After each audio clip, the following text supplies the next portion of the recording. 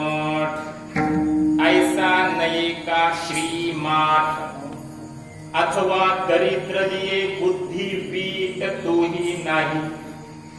साधूकडे काय नाही, त्याच्या दारिद्र्यपणाचाही त्याला वीट आलेला नसतो. कदाचित तो साधू व्यावहारिक दृष्टिकोनातून त्याच्याकडे पैसा अडकत नसेल, सामान्य असेल, त्याचाही त्याला वीट आलेला त्रस्त होत नाही तो. आणि त्याच्या वर ज्ञानोबराय भाषा अशी वापरतात, मीची एक कर्मठ. कर्मठ असतो तो. संत महात्मा कधी म्हणत नाही काय करू नका, झोपून राहा, आळशी व्हा, कधीच नाही. आमचा संप्रदाय सांगतो क्रियाशील व्हा, फलाची कामना करू नका, कर्तृत्वाचा अहंकार ठेवू नका, मात्र कर्म केल्याशिवाय राहू नका. कर्माच्या बाबतीमध्ये आळशी संत महात्म्यांनी केलं नाही. संत महात्मे स्वतः कर्मठ होते. पण माऊली म्हणतात त्याला त्या कर्मठतेचा श्रीमाठ नसतो, म्हणजे गर्व नसतो. तिथं ज्ञानोबरायांनी श्रीमाठ या शब्दाचा अर्थ मदश्री असा अर्थ केला.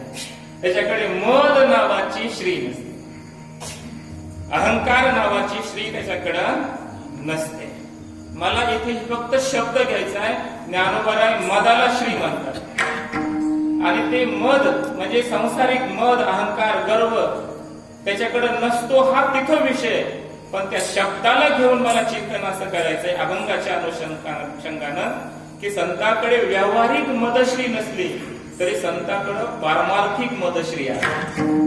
संताला सुद्धा मद असतो महाराज, साधूला सुद्धा मद आहे. उन्मत्त होतो साधू. मत्तो भवती तृप्तो भवती आत्मारामो भवती. नारद महर्षी सांगतात हा भक्तीचा रस आणि आनंद प्राशन करून तो भक्त उन्मत्त झाल्यासारखा वागतो. का? लोकांनी निंदा केली झगारून देतात. कुणी वाईट म्हणलं लक्षात येत नाही, कुणी चांगलं म्हणलं त्याचंही त्याला कौतुक नाही, कुणी 4 पैसे दिले वर्णन करत बसत नाही कुणाचं काय. त्याला काही उन्मत्तासारखंच वागणं झालं नाही. का? कारण त्याचा आनंदच एवढा विस्तारलेला आहे, जगावर अवलंबूनच नाही, कुणावरच अवलंबून आहे त्याचा आनंद. देहीच विदेही वासो ऐसा कोठे आठवची नाही, देहीच विदेही भोगो दशा, याला म्हणायचं मदश्री. असे संत महात्मे उन्मत्ताने संपन्न असतात. उन्मत्ततेने त्यांच्याकडे मद असतो. मद म्हणजे परमार्थाचा, आनंदाचा, ज्ञानाचा, मस्तीचा त्यांना मद असतो. आणि या श्रीने मात्र ते संपन्न असतात. म्हणून